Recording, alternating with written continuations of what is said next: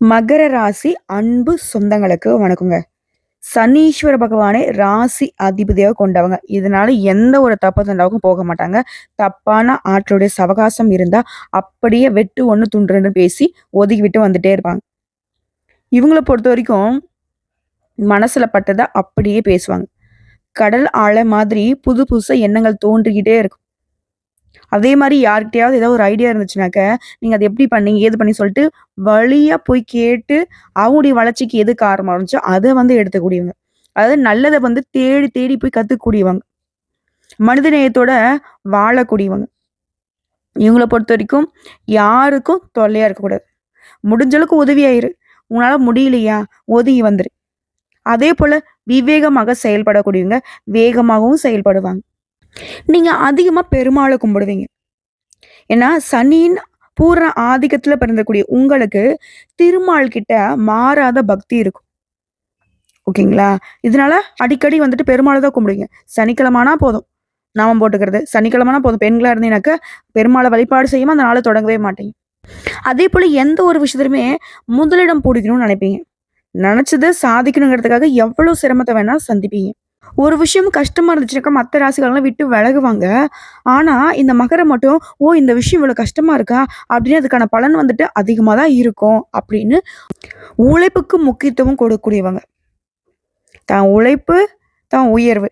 இத மட்டும் மனசுல வச்சு வாழ்வதனால தான், இது நாள் வரைக்கும் இந்த காலத்துல யாருங்க உழைச்சு முன்னேறியிருக்கா? அப்படின்னு சொல்லக்கூடிய அளவுக்கு தான் மகரம் வந்து படிப்படியான வளர்ச்சிய தான் பார்த்துட்டுருக்கு. அதுவும் சில நேரங்கள்லாம் இத்தன காலமாலாம் ஒரு அடி எட்டு வைக்கலான்னு நெனச்சாலே போதும் 10 அடி பின்னாடி போன நிலையெல்லாம் வாழ்ந்திருப்பீங்க. ஆனா இனி இப்படிப்பட்ட கஷ்ட காலத்திலயும் கூட நீங்க நல்லா இருக்க போறீங்க. எப்படின்னு கேட்கிறீங்களா? அதாவது தனிமரமா நின்னு தவிக்கக்கூடிய மகரத்திற்கு மே 31ஆம் தேதிக்குள்ள ஒரு 8 பிரச்சனைகளுக்கான தீர்வு கிடைக்குது. அந்த பிரச்சனைகள் முடிவுக்கு வருவதனால இந்த பெரியவங்க சொல்லுவாங்க இல்லையா? எரியறத புடுங்கிட்டா கொதிக்கிறது தன்னால அடங்கி போயிடும்ன்னு சொல்லுவாங்க. அந்த மாதிரி மகர ராசிக்காரங்க இந்த 8 பிரச்சனை சரியாகுவதனால, வாழ்க்கையில கூடிய மத்த சிக்கல்கள், சிரமங்கள் எல்லாமே விலகப் போகுது. எல்லாமே மாறப்போகுது. உங்க வாழ்க்கையில அதிசயங்கள் நிகழப்போகுது. அது என்ன ஏதுங்கிறத தெளிவா பார்க்கலாம். இப்போ பொதுவா மகர ராசிக்கார்ல யாருக்குமே புடிக்காது. மேக்ஸிமம் எதிரிகளா தான் இருப்பாங்க. காரணம் கேட்டீங்கன்னா, இவங்க யாருக்குமே இந்த சைன் அடிக்கிற வேலைய பார்க்க மாட்டாங்க. யாருக்குமே ஒத்துழைச்சும் பேச மாட்டாங்க. "நல்லது பண்ணியா? நல்லதுப்பா" அப்படின்னு ஒதுங்கி போவாங்க. தூக்கி வச்சு கொண்டாட மாட்டாங்க. "கெட்டது பண்ணியா? நீ பண்றது பெரிய தப்பு. தேவையில்லாத பிரச்சனை வரும்னு" சொல்லிட்டு கண்டிச்சுட்டு ஒதுங்கி போயிட்டே இருப்பாங்க. இதுதான் மகரம். இதனாலவே யாருக்கும் பிடிக்காது. இந்த கலியுகத்துல எல்லாரும் என்ன நினைக்கிறாங்க, தப்புக்கு துணை வரணும், தப்புக்கு உதவி பண்ணணும். இப்படிதான் எல்லாமே பார்த்துட்டு இருக்காங்க இல்லையா? ஸோ அது வந்து என்னன்னைக்குமே மகர ராசிக்காரர்களுக்கு சுத்தமா ஆகாது. புரியுதுங்களா? சொல்லப்போனா தப்பு பண்றவங்க யாராவது மகர ராசிகளோட ஃப்ரெண்டா வச்சிருந்தீங்கனாக்க, அவங்கள விட்டு ஒதுங்குறது உங்களுக்கு நல்லது. சக்கையா மாட்டிப்பீங்க. மாட்டியும் விட்டுருவாங்க. ஸோ இப்படி வெட்டு 1 துண்டு 2 நேர்மை, நீதி இதுதான் வாழ்க்கைன்னு வாழக்கூடிய மகரத்திற்கு 50 ஆண்டுகளுக்கு பின்னாடி புதன் பகவானுடைய வீடான மிதுன ராசியில உருவாகக்கூடிய திருகிரக யோகத்தினால உங்களுக்கு பணமும் குவிய போகுது, வெற்றியும் குவிய போகுது. ஜோதிட சாஸ்திரப்படி நவகிரகங்கள் ஒவ்வொன்னும் ஒரு குறிப்பிட்ட கால அளவுல ராசியை மாத்தும். அதனால சில நேரங்கள்ல வந்து சக்தி வாய்ந்த யோகம் உருவாகும். அந்த வகையில என்னுடைய மிதுன ராசியில 3 கிரகங்களுடைய சேர்க்கையினால இந்த திரிகிரக யோகம் உருவாகியிருக்கு. அதாவது இந்த திரிகிரக யோகம் அந்த 3 கிரகங்கள் யாருன்னு சொன்னாக்க புதன் பகவானுடைய சேர்க்கை. புதன் யாருங்க? நவகிரகங்களுடைய இளவரசன். இவர் வந்து புத்திசாலித்தனம், யோகம், பேச்சு, படிப்பு, வியாபாரம் எல்லாத்துக்குமே காரணகர்த்தா. இவர் கூடவே நவகிரகங்களுடைய தலைவன்னு சொல்லக்கூடிய சூரிய பகவான். இவர் எப்படிப்பட்ட ஆளு? இவருடைய அனுகிரகம் இருந்துச்சுன்னா, அரசியல்ல சாதிக்கலாம், வாழ்க்கையில சாதிக்கலாம், அதிகார தாரணையோட ஆளுமை மிக்கவங்களாக, பெரிய பெரிய பதவிகள்ல வைக்கக்கூடிய ஆட்களாக, பெரிய பெரிய பொறுப்புகள்ல வைக்கக்கூடிய ஆட்களாக வலம் வர முடியும். ஸோ இவரும் உங்களுக்கு சாதகம். இதோட தேவர்களுக்கு எல்லாமே குருவாக இருக்கக்கூடிய குரு பகவானுடைய சேர்க்கையும் உங்களுக்கு அதிர்ஷ்டம் இல்லையா? இவர் எப்படிப்பட்ட ஆளுங்க? குரு பார்க்க கோடி நன்மைன்னு சொல்லுவாங்க. இவர் ஒருத்தர் உங்களுக்கு சாதகமா இருந்தாலே போதும், மத்த கிரகங்கள் உங்களுக்கு எதிராக இருந்தா கூட நீங்க சமாளிச்சிட முடியும். ஸோ இந்த 3 பேருமே தனித்தனியான பெருத்த பலன்களுக்கு சொந்தக்காரங்க. பெரிய அதிர்ஷ்டத்தை தரக்கூடியவங்க. இவங்க 3 பேரும் ஒண்ணா சேர்றப்போ, அந்த திரிகிரக யோகம்ங்கிறது மகராசியுடைய வாழ்க்கையில எப்பேற்பட்ட கஷ்ட காலம் இருந்தாலும் மாற்றம் தரும் அப்படிங்கிறத உங்களால உணர்ந்துக்க முடியுதா? ஸோ இந்த தெளிவோட இதனால உங்களுக்கு எப்படிப்பட்ட நன்மைகள் விளையும்னா, திடீர் நிதி நன்மைகளை கொடுப்பாங்க. நல்ல லாபத்தை பெறுவீங்க. எப்பேற்பட்ட சவால்களையுமே புத்திசாலித்தனமாக சமாளிக்கும் திறனை கொண்டிருக்க போறீங்க. இது ஒரு புறம் இருக்கட்டும். முதல்ல இந்த திரிகிரக யோகத்தினால நம்முடைய மகரத்திற்கு எந்த மாதிரியான அந்த 8 பிரச்சனை முடிவுக்கு வரப்போகுது? அதை ஃபர்ஸ்ட் தெரிஞ்சுக்கலாமா? இவங்கள பொறுத்த வரைக்கும் ஒரு விஷயத்த செய்யணும்னு முடிவு பண்ணி இறங்குவீங்க. அலைச்சல் இருக்கும். வேலை சும்மா இருக்கும். கடைசியில பார்த்தா, நல்ல வாயம் சம்பாரிச்சு, நார வாயம் சாப்பிட்ட கணக்கா. ஓகேவா? இவங்களோட உழைப்புங்கிறது இவங்களுக்கு 10 பைசா பிரயோஜனம் இல்லாம போயிருக்கும். அப்படியே சிறுக சிறுக சிறுக சேர்த்த பணம் கூட மத்தவன் அபுக்குன்னு போட்டு போயிருப்பான். இப்படி இருந்த வாழ்க்கையில இனி வருமானம் பெருகும். சேமிப்பு உயரும். நகை நட்டு வாங்குவீங்க. சொத்து சேர்க்க போறீங்க. 2வது பிரச்சனை. சொந்த பந்தங்கள்லாம் தேவைக்கு வந்து பழகிட்டு, தேவை கழிஞ்சதும் ஒதுங்கி போயிருப்பாங்க. ஒதுங்கி போனா கூட பிரச்சனை இல்ல. நம்மள பத்தி தேவையில்லாத பேசுவாங்க. அப்படியா, இப்படியா, அதுவா, இதுவா அப்படி. இவங்க எப்படின்னு பார்த்தா, ஃப்ரெண்ட்ஸும் அப்படிதான் இருப்பாங்க. இப்படி உங்கள பத்தின வீண் வதந்திகள் வந்துட்டு அப்படியே வாய் மாத்தி போய்க்கிட்டே இருந்துச்சு. அந்த வாயெல்லாம் மூடக்கூடிய அளவுக்கு ஒரு பெரிய வளர்ச்சிய பார்க்க போறீங்க. எல்லாரும் உங்ககிட்ட உதவி கேட்டு வந்து நிப்பாங்க. அச்சோ! அம்மான்னு வாய் அடிச்சுட்டு வந்து நிப்பாங்க. அச்சோ! நல்லா இருக்காங்களே! அப்படின்ற அளவுக்கு இருக்குன்னு பாருங்களேன். ஆனா, அவங்களுடைய வயித்தெரிச்சல் உங்கள ஒண்ணும் பண்ணாது. ஏன்னா, உண்மையான உழைப்பு உங்ககிட்ட இருக்கு. உங்களுடைய அதிபதி சனீஸ்வர பகவான் மத்தவங்க கிட்ட ஒரு நாளும் உங்கள நிக்க வைக்க மாட்டாரு. அவங்களெல்லாம் நிக்க வைப்பாரு. ஸோ 3வது உடன்பிறப்புகள். அப்பா! இவங்கள மாதிரி ஒரு துணைய பார்க்கவே முடியாது. நீ என்ன, நான் என்னங்கிற மாதிரி இவங்களே எதிரா நிப்பாங்க. இவங்கள பேஸ் பண்ணி இன்னும் ஒரு சிலர்லாம் ஆட்டம் போட்டுருப்பாங்க. ஆனா, இப்போ உங்களுக்கு எதிராக செயல்பட்டவங்களுக்கு தெரியாத போச்சு. என்னதான் இருந்தாலும் ரத்த பந்தம் தானே. அவங்கள எங்க தட்டணுமோ அங்க தட்டி, எங்க உட்காரணுமோ உட்கார வச்சு, எங்க அடக்கணுமோ அங்க அடக்கி, அவங்கள உங்க கைக்குள்ள வச்சுக்க போறீங்க. சகோதர, சகோதரிகள்லாம் உங்ககிட்ட அனுசரணையா இருப்பாங்க. நீங்க சொல் பேச்சு அவங்க மாற மாட்டாங்க. மனஸ்தாபங்கள் விலகுது. உங்களுக்கு பக்கபலமா வந்து நிக்க போறாங்க. நீங்க நினைச்சத சாதிக்கிறதுக்கு அவங்க உறுதுணையா இருப்பாங்க. அடுத்தது 4வது விஷயம். பூர்வீக வீட்ட சீரமைக்கணும், விரிவுபடுத்தணும். இப்படி சொத்து சம்பந்தமா நெறைய இடைஞ்சல்கள சந்திச்சிருப்பீங்க. அது எல்லாமே இப்ப சரியாகுது. கோர்ட்டு கேஸ்ன்னு ஏதாவது சொத்து சம்மந்தமா போயிட்டு இருந்தா கூட, அது உங்களுக்கு சாதகமா தீர்ப்பு கிடைக்கும். குறிப்பா உங்களுடைய மூதாதையருடைய சொத்துக்கள் உங்க கைக்கு வந்து சேரும். புதுசா வீடு கட்டக்கூடிய யோகம் கூட இருக்கு. பழைய வீட்டை சீரமைத்து, திரும்பவும் ஒரு புதுமையா மாத்தி அமைக்கக்கூடிய வகையிலும் இருக்கு. அதேபோல வண்டி வாகனம் வாங்கக்கூடிய யோகம் இருக்கு. பொன் பொருள் சேர்க்கையும் வாய்ப்பு இருக்கு. அடுத்து 5வது பிரச்சனை. ஆரோக்கிய பிரச்சனை. பெரும் பிரச்சனை. நமக்கே தெரியல ஒரு மாதிரி பயமா இருக்கு. நமக்கு ஏதோ பெரிய வியாதி இருக்குமான்ற அளவுக்கு சின்ன சின்ன உடல் பாதைகள் அப்பப்ப நம்மள வந்து சோர்வடிச்சுட்டே இருந்துச்சு. அந்த உடல் ஆரோக்கியம் மேம்படுது. இருந்தாலும் எப்பவுமே மகர ராசிக்காரங்க சரியான நேரத்துக்கு உணவு எடுத்துக்கோங்க. நேர நேரத்துக்கு தூக்கத்த வச்சுக்கோங்க. அதே போல வெளி உணவுகள தவிர்த்துடுங்க. ஓகேங்களா? ஆரோக்கியம் இருந்தா மட்டும் தான் உங்களால எல்லார்கிட்டயும் அக்கறை காட்ட முடியும். அத ஃபர்ஸ்ட்டு ஞாபகத்துல வச்சுக்கோங்க. ஃபர்ஸ்ட்டு உங்களுடைய ஆரோக்கியத்துல அக்கறை வச்சுக்கோங்க. அடுத்து 6வது பிரச்சனை. பழைய கோர்ட்டு கேஸு வழக்கு. சொத்து பிரச்சனைன்றது தனி. வேற. நம்ம குடும்பத்துக்கும், நம்ம சொந்தக்கார குடும்பத்துக்கும் அப்படி இப்படி ஏதாவது ஒரு வகையில கோர்ட்டு கேஸ்ன்னு அலைஞ்சுகிட்டு இருப்போம். அதுல இப்போ உங்க வக்கீல் சொல்றத மட்டும் கேட்டு நடந்துக்கோங்க.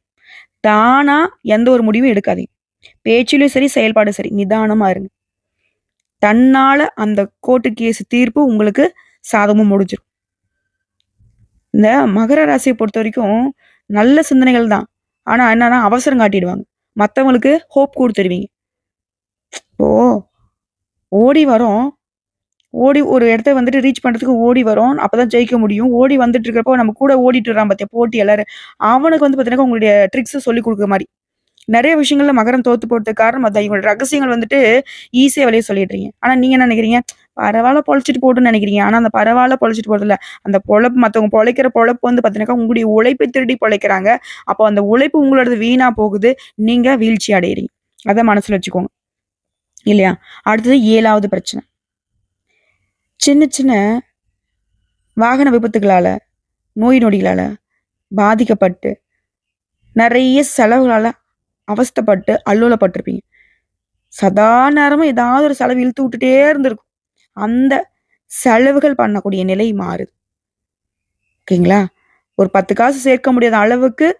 1 சம்பாரிச்சா ரூ. 10 கடன் வாங்கி பண்ற மாரி தான் செலவு வந்திருக்கும். அந்த நிலை மாறுது. அதேபோல பழுதாகி நின்னக்கூடிய வாகனங்களை மாத்துவீங்க. அடுத்து 8வது பிரச்சனை.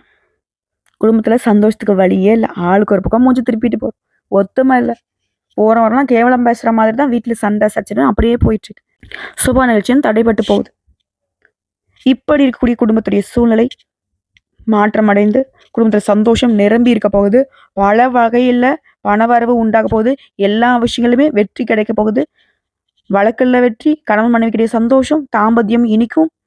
ஆனா எக்காரணத்த கொண்டும் மகர ராசி எழுதி வச்சுக்கோங்க. கனவுலயும் அது உங்களுக்கு ஞாபகம் இருந்துகிட்டே இருக்கணும்.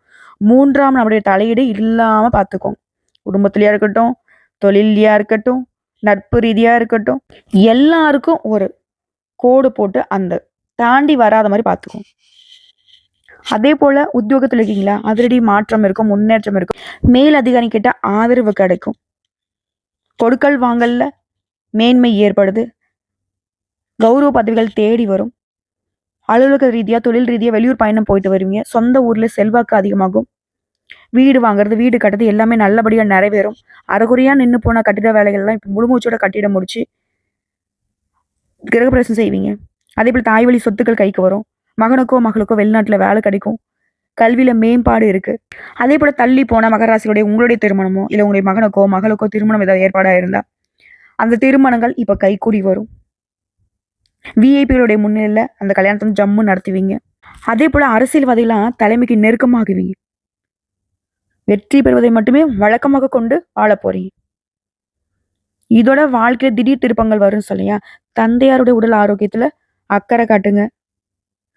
பண வரவு அதிகமா வரும். வியாபாரம் பல வகையில் லாபத்தை கொடுக்கும். ஷேர் மூலம் பணம் வரும்.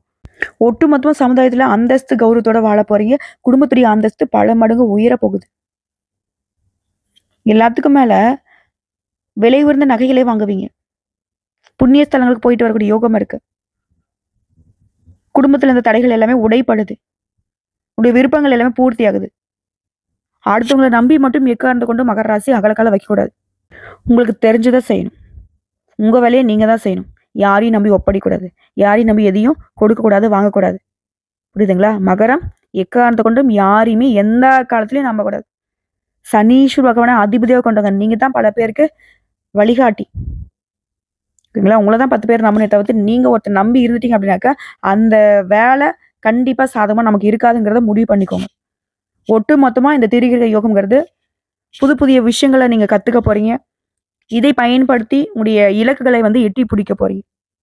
ஸோ உங்களை பொறுத்த வரைக்கும் இந்த திரிகிரக யோகம் கொடுத்துருக்கூடிய பலன்கள் அப்படிங்கிறது பிரச்சனைகளை முடிவு கொண்டு வரது மட்டும் இல்லாம உங்களுக்கு அதீத நல்ல பலன்களையுமே கொடுக்க போகுது. என்னன்னா புதிய வருமான ஆதாரங்கள் திறக்கப்படும். நிதி நிலைமை வலுவா இருக்கும். குடும்பத்திலையும் சரி, வாழ்க்கையிலும் சரி, மகிழ்ச்சிக்கும் அமைதிக்கும் குறைவே இருக்காது. நீண்ட நாள் ஆசைகள் எல்லாமே நிறைவேற போகுது. சமுதாயத்துல மதிப்பு மரியாதை அதிகமாக போகுது. செல்வாக்கு மிக்க நபருடைய நட்பு கிடைக்கும். நீங்களே செல்வாக்கு மிக்க நபர்களாக வளம் வர போறீங்க. வெளிநாட்டு பயணங்களை மேற்கொள்வதற்கு வாய்ப்புகள் கிடைக்கும். சுப நிகழ்ச்சியில அதிகமாக பங்கேற்கக்கூடிய வாய்ப்பு இருக்கும். புதிய வேலை தொடங்கக்கூடிய எண்ணங்கள் இருந்தா இந்த காலத்தில் தொடங்கினா நல்ல வெற்றி கிடைக்கும்.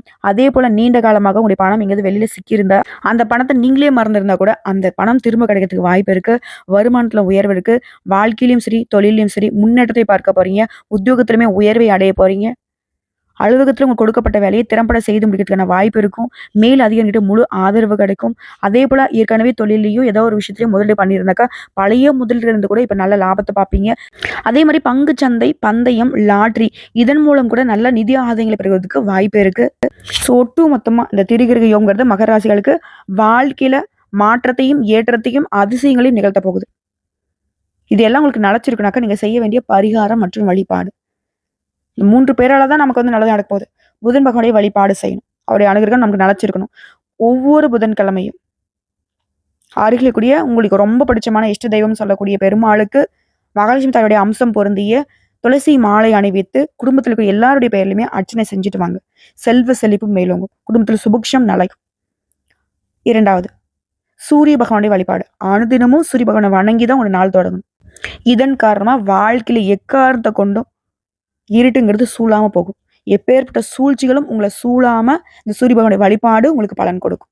அடுத்து 3வது ஒவ்வொரு வியாழக்கிழமைகள் தோறும் குரு பகவானுக்கு மஞ்சள் வஸ்திரம் சாற்றி மஞ்சள் மலர்களால் அர்ச்சனை செய்து நல்லெண்ணெய் தீபம் ஏற்றி மஞ்சள் நிற கொண்ட கடலை இருக்குங்களா அது மாலை கட்டி போட்டாலும் சரி, இல்லை நெய்வேத்தியமாக கொடுத்து அவருக்கு படைச்சிட்டு வரக்கூடிய பக்தர்களுக்கு பிரசாதமா கொடுத்தாலும் சரி, நிறைய நன்மையான பலன்களை உங்களுக்கு கொடுப்பார். இவர் ஒரு பார்வை இருந்தாலே போதும் இல்லையா, நமக்கு பலம் கூடும். ஸோ இந்த 3 தெய்வங்களை வழிபாடு செய்ய ஒவ்வொரு நாளும் உங்களுக்கு சிறப்பாக அமையும்.